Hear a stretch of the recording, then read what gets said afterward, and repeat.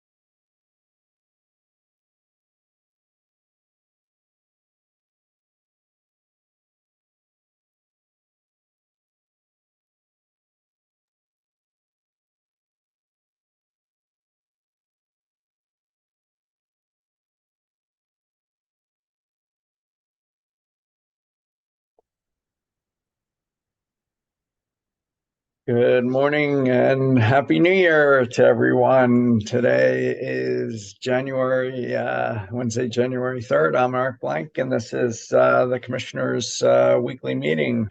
It looks like no consent agenda today, so jump into proceeding number 23A-0242E. Mr. Mendelson, Ms. Dundas, Public Service Company, Transportation Electrification. Good morning, Commissioners. I'm Mike Mendelson of your advisory staff. I'm joined by Lindsay Dunzis of Commission Counsel. Public Service Company filed its transportation electrification plan on May 15th last year, and the application was docketed as 23A0242E. Shortly after, through separate orders, the Commission established the parties to the proceeding and adopted a conferred upon procedural schedule that included 10 days of hearings, January 10th to the 12th, 16th through 19th, and 22 through 24. Notably, the 10th, 17th, and 24th are Wednesdays and thus will only be half days of hearings. On December 13th, the Commission received two opposing multi-party settlements to the Public Service TEP proceeding. One, a non-unanimous comprehensive settlement among 13 parties, including Public Service, CEO, Boulder, Denver, WRA, Sierra Club, Environmental Justice Coalition, Tesla, Sweep, EOC, RTD, Walmart, EVgo Services, and EV.Energy, together the settling parties. And two, a non-unanimous, non-comprehensive stipulation among 7 parties, including staff, UCA, CEC, Electrify America, Americans for Affordable Clean Energy, Independent Electrical Contractors, Rocky Mountain Association, and Climax, together the Affordability Coalition. The settlement was accompanied by a joint motion advocating for the settlement and requesting the evidentiary hearing schedule be reduced from 10 days to 6, starting on January 17th instead of the 10th. It also requested shortened response time to the motion to December 18th at noon.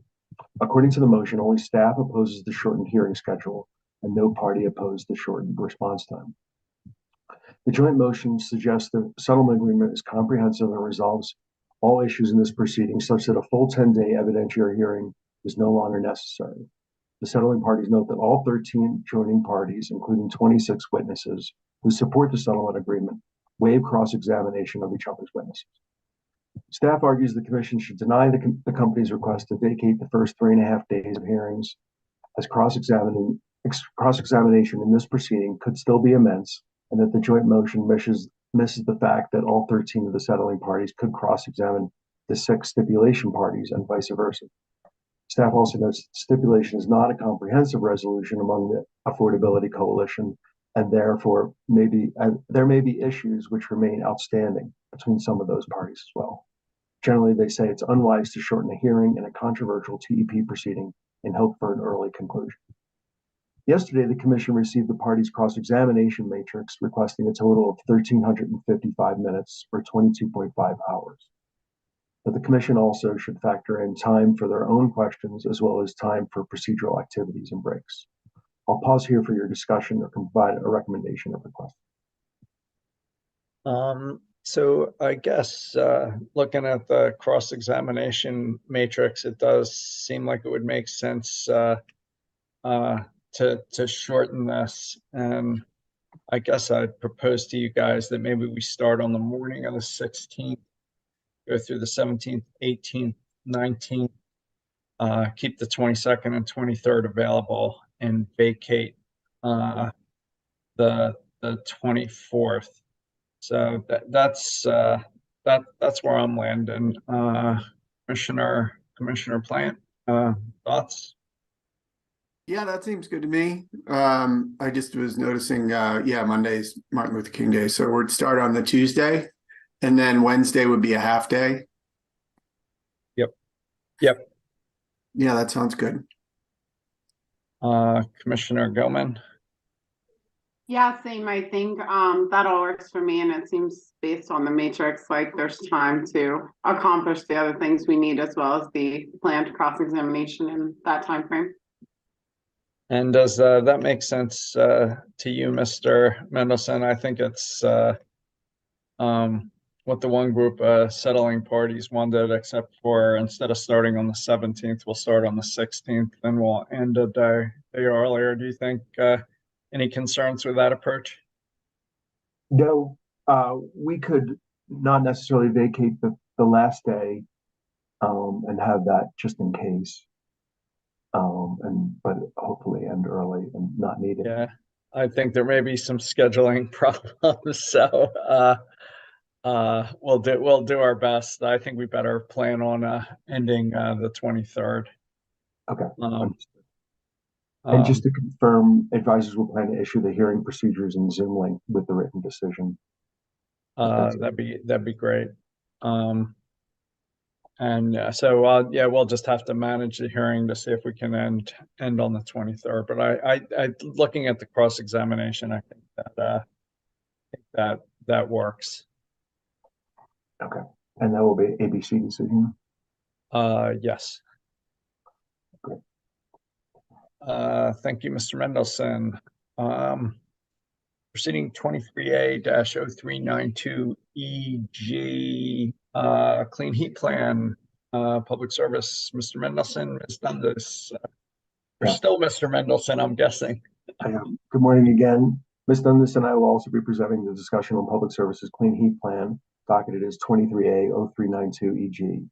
This proceeding was initiated when the company submitted its Clean Heat Plan application in August. Following the legal complexity, the company submitted an amended application in November, shortly after the Commission approved the procedural schedule, including mid-March hearing dates by decision C-23-0801I. As part of that decision, the company required Public Service to confer with the parties on a hearing venue, whether it be remote, hybrid, or fully in person. On December 15th, Public Service timely filed a notice of conferral regarding hearing procedures. Public Service prefers to hold the hearings fully in person. The company contends an in-person hearing facilitates ease of presentation of evidence and questioning of witnesses, improves communication among the commissioners and parties, reduces technical delays, and promotes cordiality and collaboration among the parties. The company notes that it has participated in multiple recent in-person hearings since the commission reopened after COVID. Those were before ALJs, and the company claims they were successful and an improvement over remote hearings. Public Service notes that Black Hills also supports a fully in-person hearing.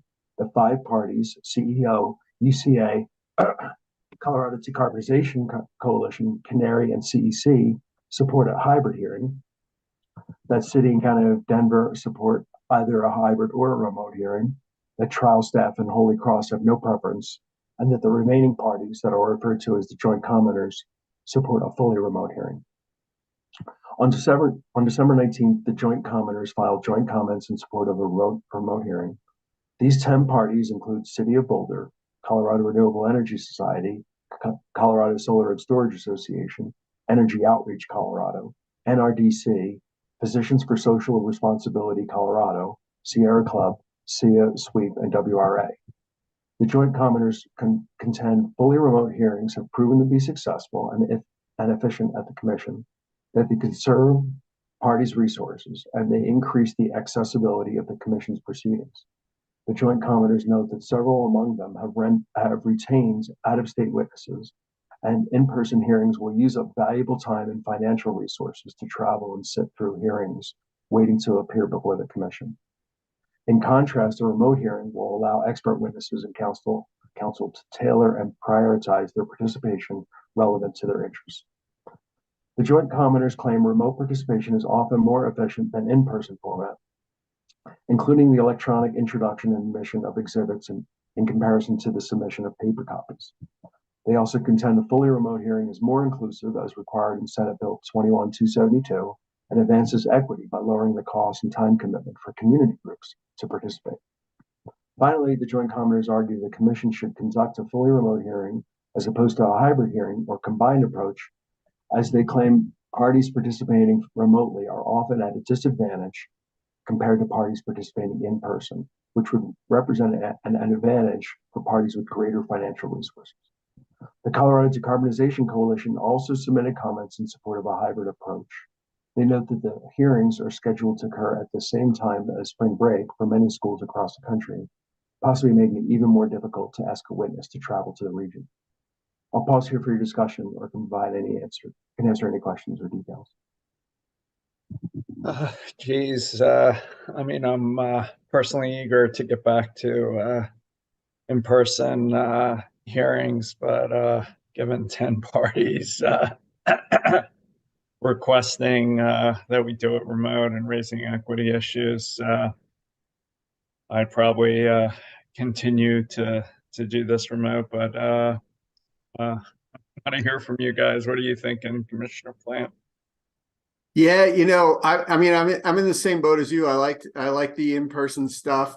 That being said, I've never had an in-person hearing, so I can't really speak to that so much. But listening to the arguments, I mean, where I come down is I think that as a hearing, I think it's much more efficient and much more accessible and cheaper for everybody to do it remotely. And it seems like it works just really efficiently from a document standpoint. And it also, I think, gives us a little bit more flexibility as schedules change, being able to get people in place of somebody who maybe has to go somewhere is a lot faster than, if people are sitting around in a hearing room all day waiting for, the possibility of coming up. And, so I think it gives us a lot more flexibility, and I think it works more efficiently, from a hearing standpoint. I would like to have more, in-person stuff if we're doing like Sims or things like that.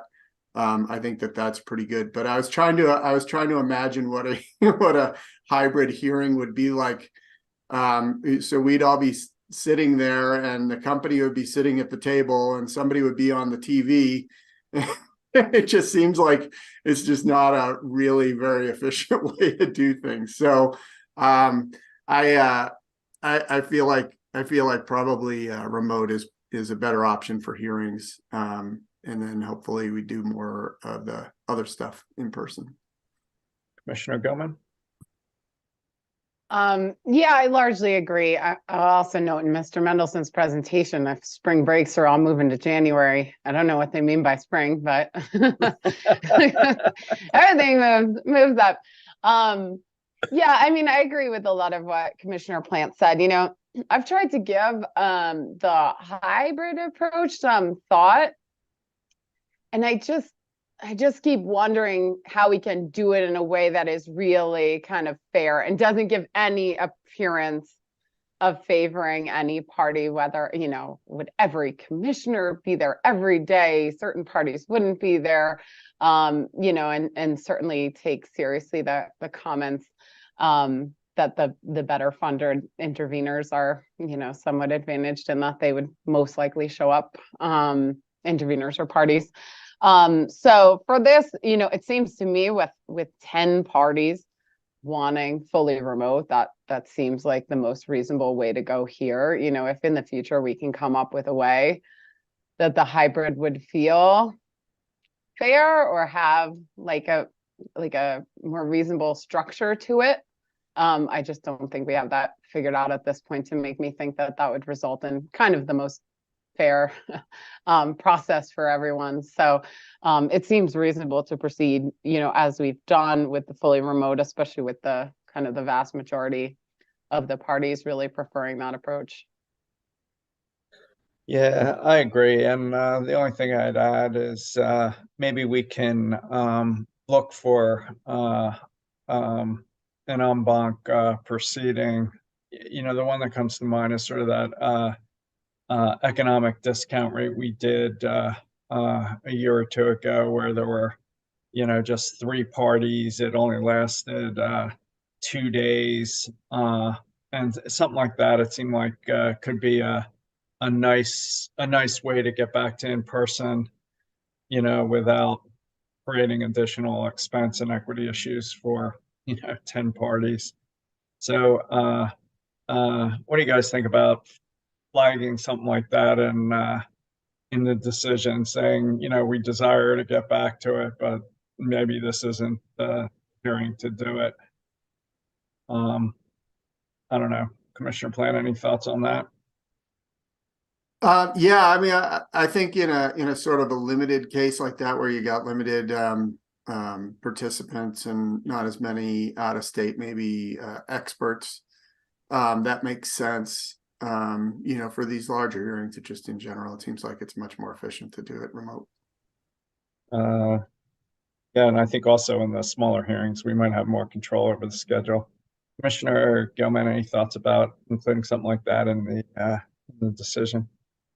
Yeah, maybe I would add to that in terms of there's interest in this where it seems as though it would kind of aid process and transparency rather than, hinder, which might have to do with a smaller number of parties, might have to do with the subject matter. So I would say there's interest where it looks like it could be an aid in process and transparency and could be supported by the parties participating in that proceeding. Those are kind of the caveats I would add to your interest in that, if we continue to have, the vast majority of parties saying something doesn't work for them, I think that's something we need to really continue to consider. So I wouldn't take the comment that we have interest in any way like detracting from that. I think it's a balancing act, and if we find something where it looks like it works well, given all those factors, we certainly could do it, but take seriously the budgets and kind of participation and time and expense that all of these parties are putting towards this, and that's certainly something to be considered. So, Mr. Mendelson, I think that can be an ABC decision consistent with that discussion. We're going to hold this one remote. We're going to state an interest and a desire to have more in person. We're going to express our concern about not creating equity and other issues for the parties, consistent with Commissioner Gilman's comments, and maybe look for something where the parties, the schedule, and the substance are more amenable. So does that give you what you need to draft an ABC decision? It does. Yeah. Thank you, sir. All right. Proceeding number 23A-0600 SEG, Mr. Davis, Ms. Dundas, Public Service Company of Colorado, request for securities issuance. Sorry, Sharon, this one's not mine. I just wanted to say on the TEP and the clean heat plan we just discussed, just a reminder to the public, we have the public comment hearings on the 8th and 10th. Oh, thank you. Thank you Virtually. for that, Ms. Dundas. I think we're ready for you now, Mr. Davis. Okay. Well, Happy New Year, Commissioners. I'm Ron Davis of the Commission's advisory staff. Public Service Company of Colorado filed a securities application on December 11th. The company is seeking authorization to issue securities in an aggregate principal amount not to exceed $2.5 billion, but also to extend a short-term debt authority of $800 million to enter into Treasury rate locks and forward-starting swaps for hedging purposes, and to recover certain so-called refunding costs. Public Service states that it intends to use the proceeds from the issuance of new debt securities for general corporate purposes. That would include funding of capital expenditures, repayment of short-term debt, and refunding long-term debt, either at maturity or otherwise in the discretion of the company's management. Public Service further states that all proceeds will be used to support Colorado utility operations. Staff of the Commission and the Colorado Office of the Utility Consumer Advocate each timely filed interventions of right and sought a hearing in this matter. Staff raised one specific concern, namely Public Service's statement in the application that the company will commit to hedging up to 25% of the securities to be issued. Staff explains that the company's agreement with staff and UCA from an earlier proceeding is that Public Service may hedge up to 25% of the debt securities. And UCA objected to Public Service's request for any pre-approval to recover the refunding costs as described in the company's application. UCA argued that certain of those costs are not required to issue debt, and also argued that when the company has used derivative transactions in the past, the result hasn't been so good for ratepayers, costing tens of millions of dollars. UCA also argued more generally that there's no need for pre-approval of the derivative transactions or other refunding costs because the company can request cost recovery and demonstrate the prudency of those expenses in a rate case. On December 29th, Public Service filed an amendment to the application explaining that those amendments were negotiated with UCA and staff in exchange for their agreements for each to withdraw their notices of intervention. Public Service states that because the amendments are restrictive in nature, it's unnecessary to renotice the filing of the application as amended. And yesterday, on January 2nd, both UCA and staff withdrew their intervention and request for hearing. So before we turn to today's decision points, it's useful to note that these kinds of applications are handled on an expedited basis pursuant to the Commission's rules and Section 40-1104 of Colorado statutes. The rules require the Commission to give notice of the application with a 10-day intervention period and to set a specified hearing date, usually just a week or two after the end of the notice period. The rules echo statutory requirements that the Commission give priority to securities applications and shall grant or deny the application within 30 days after filing, unless the Commission, for good cause shown, enters an order granting an extension and explaining the facts finding that the extension is necessary. I'll say it that way. The Commission has a couple of options this morning. It can acknowledge the present posture of the case and vacate the hearing that was administratively scheduled on January 10th. And then I will return to the January 10th weekly meeting for your ruling on the amended application. Or the Commission can rule on the amended application this morning if it wishes. If that is the route the Commissioners would like to go, I'd be pleased to present the application more thoroughly to facilitate your discussion and vote. So I'll leave it to you which path you'd like to go. I can either present it for a ruling today if you'd like, or I can bring this back next week and we can, through an ABC order, vacate the hearing on the 10th. I think bringing it back is probably the better path, but what's your recommendation, Mr. Davis? Well, I think that works. The benefit is that you would be able to have an ABC order to review prior to next week's weekly meeting, and that order could go out on the 10th, and we'd meet the statutory deadline, and you'd be less pressed to review the merits of the application now. Commissioner Plant, would that work for you? I'm all for less pressed. Sure. Good luck. Yeah, good luck, right? Commissioner Gilman. Yeah, thanks, Mr. Davis. A lot changed here in the last day or so on this one. So I think it would make sense, we can still hit the deadlines to go over this next week, which will give us more time to review the specific information. So I think that can be an ABC decision. And does that give you what you need, Mr. Davis?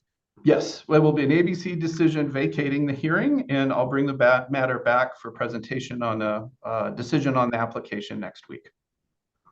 Thank you. Thank you, Mr. Davis. Proceeding number 23V-0609E, extending the following date for the Public Service Company Distribution System Plan. Mr. Acera, are you out there?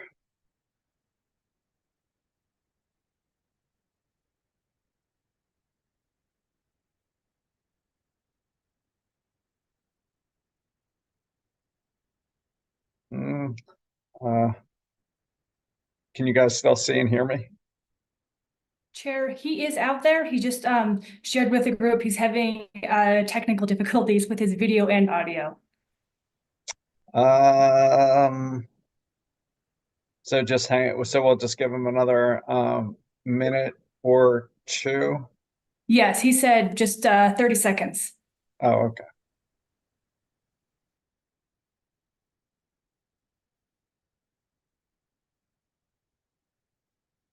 Yeah, Miss Harper, he might just call in with his cell phone if he's having computer problems.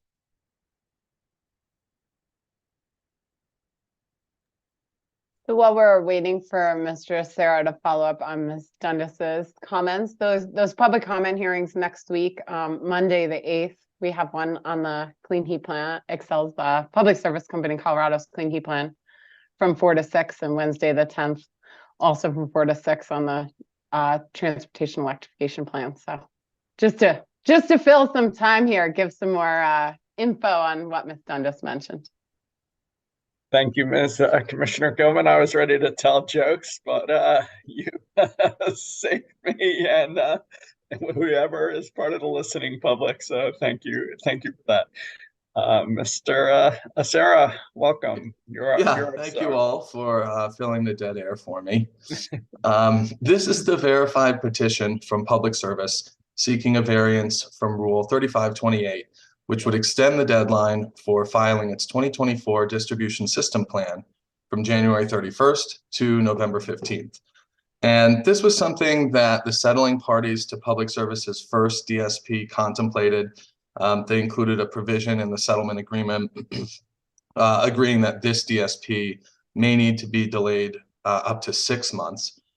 The company notes that the settlement agreement in the first DSP committed it to more than 60 new requirements for the 2024 DSP, points out that the policy landscape has changed since the first proceeding, references the IRA and IIJA, as well as the finalization of the gas infrastructure planning and clean heat rules as examples of that. And Public Service indicates that these other proceedings will have a large impact on how it approaches its long-term vision in the DSP, and notes that the extension will allow the company to meet its settlement commitments and address potential load impacts of the clean heat portfolios through load seer. So as in sum, it points out that the 6-month unopposed extension that was included in the settlement agreement would be insufficient to accomplish those tasks. It also indicates that it contacted many of the parties from the first DSP proceeding. None of them had indicated any opposition to the request as of the time of filing. And in early December, the Commission asked any interested parties to intervene in this proceeding by December 29th and indicate whether they supported or opposed the request. There were no interventions filed. So I have a recommendation for you on the motion this morning, if it's convenient. It is convenient, Mr. Acera. I would recommend that you grant the motion, finding that the reasons the company articulated, coupled with the lack of objection from any party, constitutes good cause to issue the requested variance. Commissioner Plant, I agree with the recommendation. Commissioner Goman, I also agree with the recommendation. I was interested to hear what others would say. It's I think we were expecting an extension, but it's a rather lengthy extension. So my hopes are high for what we see coming in the next distribution plan, I think I should say, especially with this extra time. We've only had one filed thus far, and some of the thornier issues and next steps have been punted to this process. And so certainly with this extra time, my hopes are high that we'll see a really thorough document and process here for this next distribution system plan. well, I agree with the recommendation as well, and maybe just take a second, Commissioner Goman, to see if there's a way we can use this filing to sort of get more into a vision of what the distribution system might look like, with beneficial electrification on buildings, EVs, virtual power plants, other distributed resources. It seems like the prior filing, maybe it's the way the rules are, is mainly about non-wires alternatives. But it seems like we're in a different universe now, with some of the, opportunities Commissioner Plant has been talking about with trying to match what goes on the distribution side with what's going on the bulk power supply side. So just any thoughts on trying to use this as a forum for getting at some of those issues. So, I'll go back to you, Commissioner Gilman, and see if you'd say that any different or add to that, and then maybe go back to you, then turn to you, Commissioner Plant. Yeah, I mean, I'm not so sure I would say that the rules are written like entirely focused on non-wires alternatives. I think that's one kind of facet of what was to be evaluated. There's an entire kind of system needs assessment section that should be really kind of forecasting and looking forward and heading off issues on the distribution system. Certainly that's an area I'd like to see us up our game, since we are hearing about issues on the distribution system that do not appear to have been kind of headed off by these processes and this planning. And so I think, yeah, an all-in vision on what's about to happen, what forecasting is appropriate, and what actions need to be taken to ensure, first of all, that we're making kind of the most prudent and optimized expenses on behalf of customers, whether those are non-wires alternatives or other technologies like VPPs, but also that we're enabling other state policy like electrification and just being very forward-looking about what the system needs really are. It seems as though we have a way to go there, and I'm very hopeful that we can get to a process, especially with more time for this application, that more kind of lives up to, I think, our hopes for that process. Commissioner Plan, anything you'd add? Yeah, I mean, I agree with what you guys have said, and I mean, I'm really hopeful that with this extended time frame, the company really comes forward with a much more comprehensive and forward-looking vision of what the distribution system is going to be, both looking like and capable of, whether or not they're going to, add in maybe, load factor objectives within the distribution system that they can use the dynamic capabilities of the distribution system to achieve.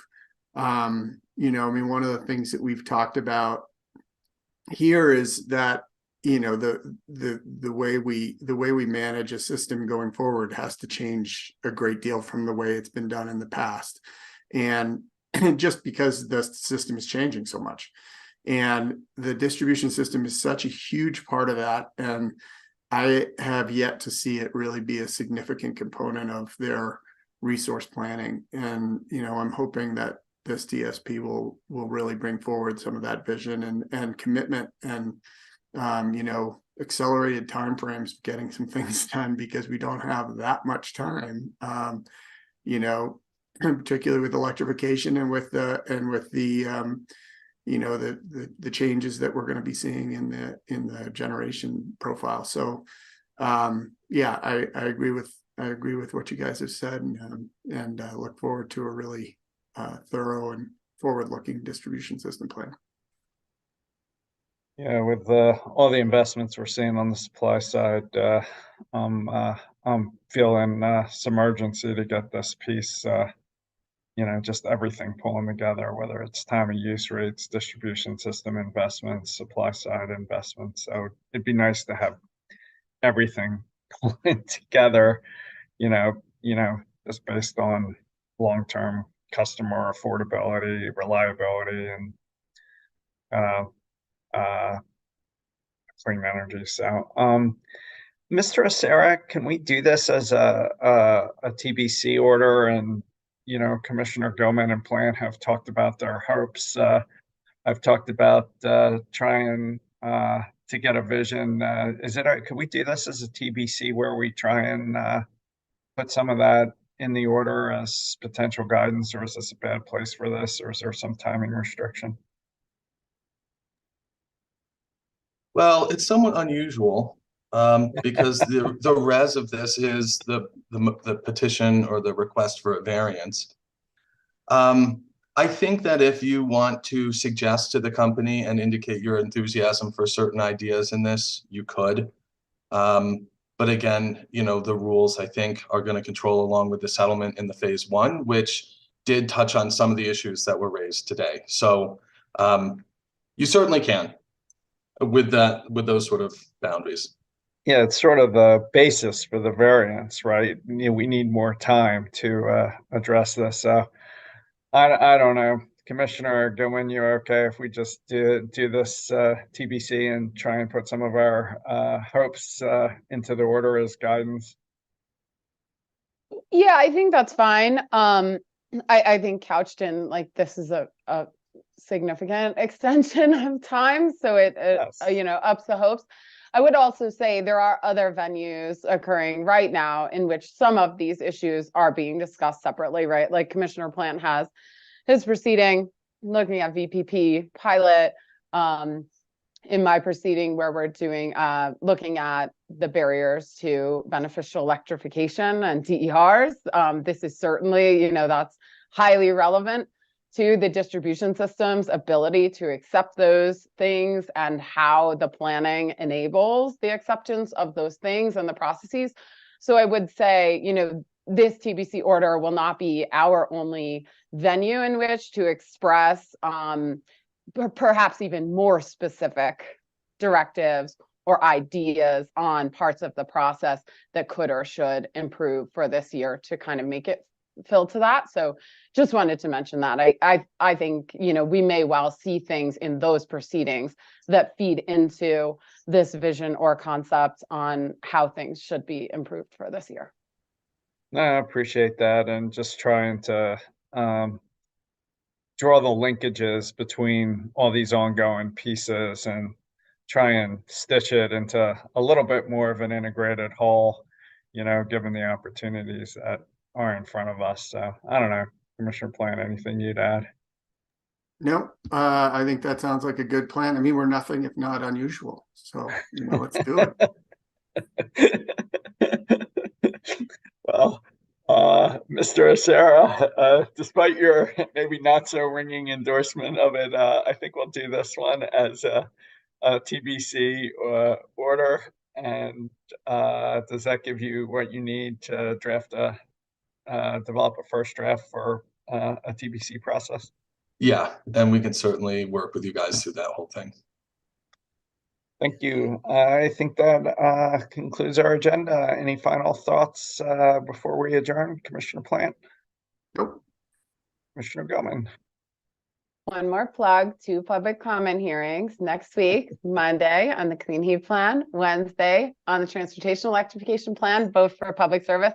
I do want to add, those are both fully remote, notwithstanding today's whole discussion and debate. Those are both fully remote. So you can go to puc.colorado.gov, scroll down, there's a calendar, look at the dates, sign up for those. And we sure hope people will join and provide us with their comments. Thank you, Commissioner Gilman. With that, we're adjourned for now. Thanks all.